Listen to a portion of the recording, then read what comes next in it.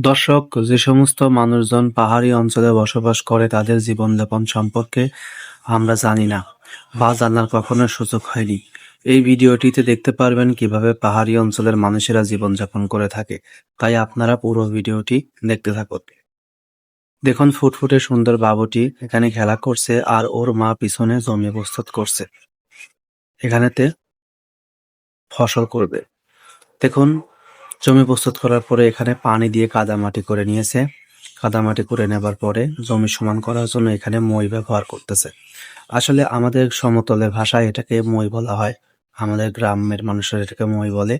মই দিয়ে জমি সমান করে নিচ্ছে। জমি সমান করা শেষ। এখন জমিতে সার দেওয়ার পালা। দেখুন, মহিলাটি জমিতে সার দিচ্ছে। এখানে ধান লাগানো হবে।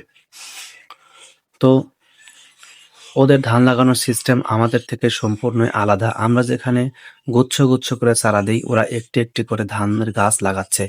আর বাবুটা দেখুন পিঠের উপরে ঘুমিয়ে গেছে। আমাদের এলাকার মেয়েরা এরকম করে না। জমিতে আগাছা আছে, ওরা এগুলো তুলে নিয়ে শাক হিসেবে ওরা খেয়ে থাকে। এই যে দেখুন, এই আগাছা ওরা